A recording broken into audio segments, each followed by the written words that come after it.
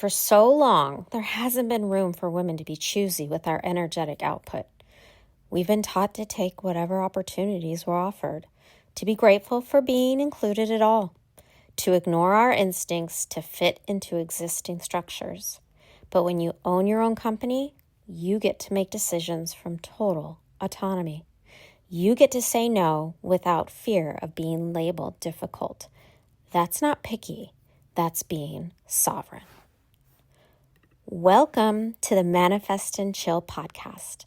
I'm your host, Tracy Ftacek, where we dive in each week to chat about how high-achieving women can release the need to be perfect and find peace, drop the hustle without giving up their ambitions, and manifest the life they truly desire. I'm a certified manifestation and visualization coach with a rich and exhausting background as a serial entrepreneur and tech founder who is obsessed with teaching women how to manifest the life they desire and chill the fuck out in the process. Let's dive in. Well, hello, beautiful humans. Welcome back to the Manifest and Chill podcast. I'm Tracy, and today I'm sharing the story of the $1 million app opportunity I walked away from and why it was the best decision I ever made. But this isn't just about one business decision. This is about something much deeper. This is about the freedom that comes with owning your own company, the freedom to be choosy with your energetic output, the freedom to make decisions from instinct and total autonomy instead of survival and scarcity. If you're a woman in business who's tired of taking whatever opportunities are offered just to prove you belong, this episode is going to change everything for you. Picture this. It's the middle of the pandemic. I've already launched my beauty tech company and things are going really well. Then I get this call. A group of 3 developers, brilliant guys, really, had been referred to me by one of their family members. Originally, they were just curious about my opinion, my point of view, looking for mentorship in this space.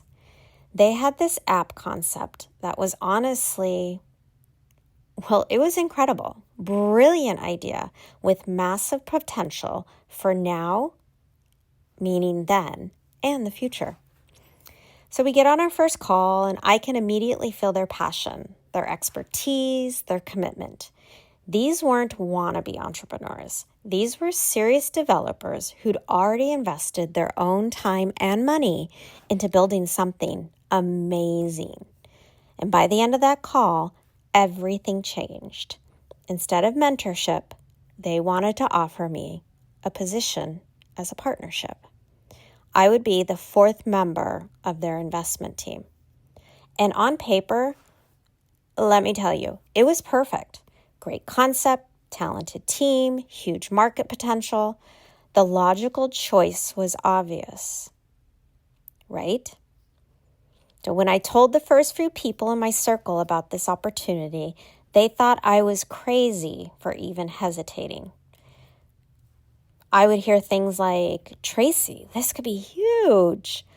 You'd be insane to pass this up, or even think about the potential.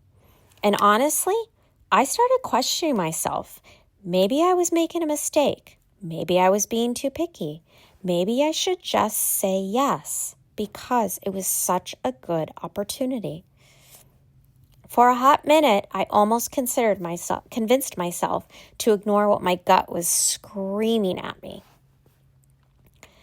But I couldn't shake this nagging feeling. Every time I thought about joining their team, something felt off. It wasn't about them. They were great. It wasn't about the concept. That was brilliant. It wasn't about energy, about dynamics or space. All the things that when you hear or feel, that's a piece where you're like, yeah, that's just not right. My instincts were telling me, there's no room for you in this party of 3. They already had their dynamic established. They've been working together, investing together, building together. I would have been considered the outsider trying to fit into their existing rhythm. And here's the thing that really got me. I realized that the non-tech founder, my voice, probably wouldn't be heard the way it needed to be. Too many cooks in the kitchen, as they say.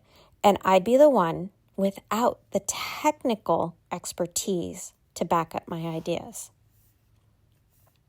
That's when it hit me. I didn't have to say yes to this just because it was offered to me. I didn't have to be grateful for being included. I didn't have to prove I was a team player by accepting every opportunity. I owned my own company. I had built my own success. I had earned the right to be choosy with my energetic output. This is what truly entrepreneurial freedom looks like. The actual ability to say no to good opportunities because you're building something great. So I politely declined. But here's what I love about this story. I didn't just say no and disappeared. You can do this with grace and grit. I gave them a couple of names of individuals who I knew were interested into getting into the app development world. People who might be a better fit for what they were building. And they understood completely. There was no big scene, no hurt feelings.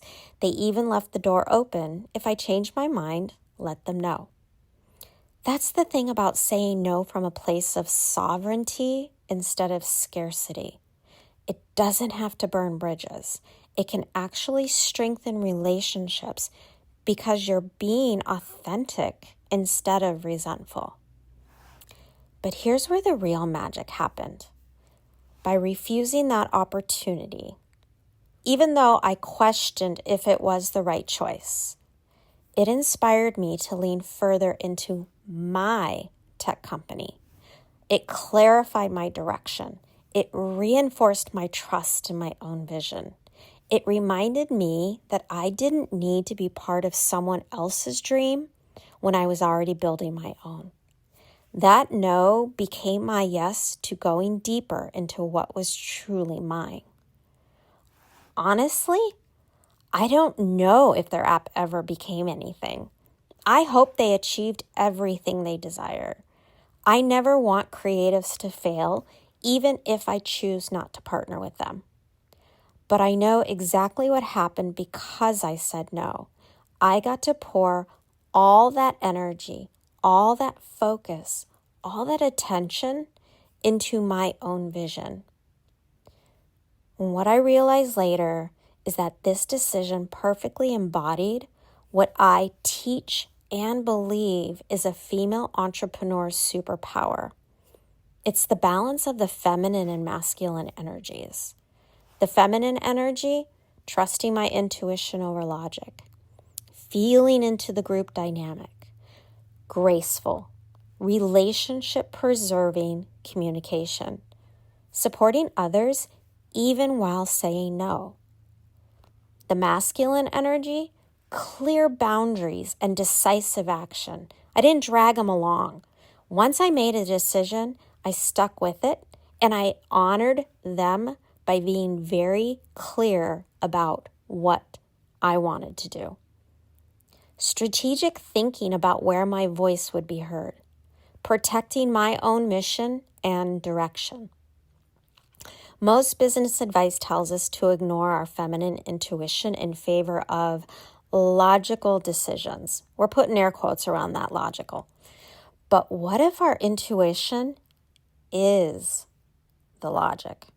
What if that gut feeling is actually our deepest intelligence trying to guide us? Here's what I want every woman listening to understand. For so long, there hasn't been room for us to be choosy with our energetic output. We've been taught to take whatever opportunities were offered, to be grateful for being included at all. I made those mistakes early on in my career. There are times we are taught to ignore our instincts to fit into existing structures. To say yes to prove we were team players. I hate that one. I'm not going to lie. But when you're your own company, and when you own your own company, when you've built your own success, you get to make decisions from total autonomy. You get to trust your instincts over external pressure. You get to be selective about where you invest your energy. You get to say no without fear of being labeled difficult. That's not being picky. That's being sovereign. Write that one down on a sticky note and put it right on your mirror every morning before you head out for the day. That's not being picky. That's being sovereign. So how do you know when to say no? This is incredibly important, especially as female entrepreneurs, because we're developing our own point of view as we build the business. In many cases, if this is your first go around. And this is what I teach my clients as I coach them. And this is also what I'll be bringing as a format for one of our interactions during the Tulum retreat that I have taking place this November. And if you're curious and interested in it, there's show notes. In the show notes, I have the link for you to check it out, or just DM me and we can talk on Instagram. I've developed what I call a sovereignty test. So number 1, the gut check. What is your body telling you? Not your head, your body.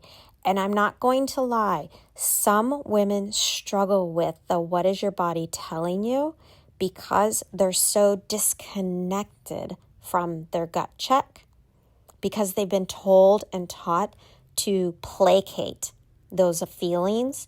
So they go away to follow the masculine structure, the strategy we've been recommended our entire life, even in business school.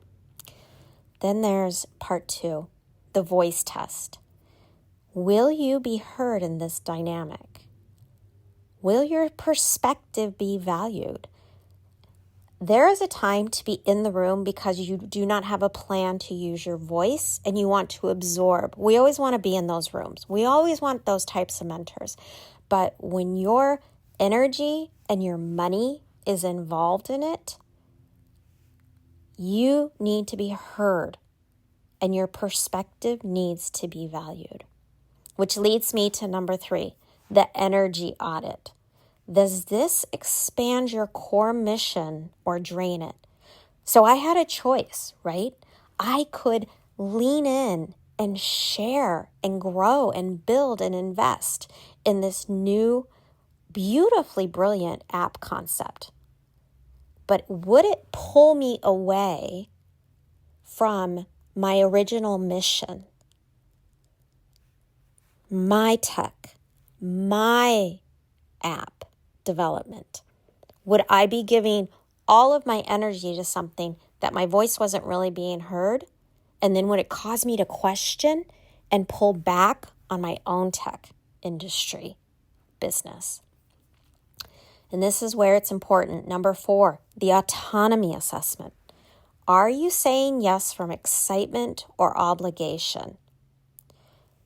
So many times, especially when you reach a point in business or a level of authenticity, but also authority in your industry, we feel obligated to bring others along or to support others, which is so very important and one of the beautiful attributes for the feminine energy. However, are you doing something because you're excited about participating, or are you doing it because you just feel obligated to do it? And then number 5, the future self-check. What would the version of you who's already achieved your biggest dreams choose? Because remember, The future version of you is just the grown-up version of yourself right now. And that's where we want to make so many of our decisions is, yes, we make decisions that are based, fire decisions on what's happening right now to put out a fire or fix a situation. But ultimately, does that decision, if it fixes something right now, is it going to be in alignment of the life we truly want to lead? And if any of these feel off, you have permission to pause. You have permission to say no.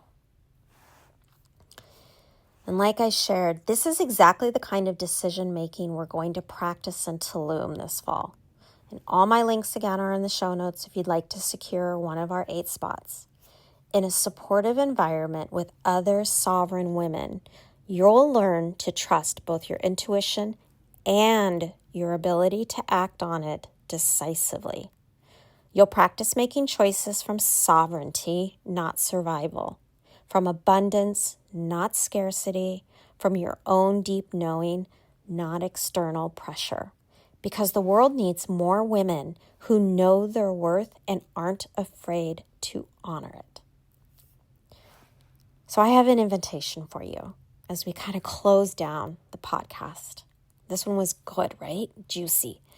Here's my challenge for you this week, or invitation for you this week.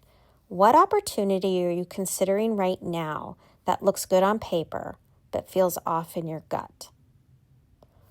What yes are you forcing because you think you should?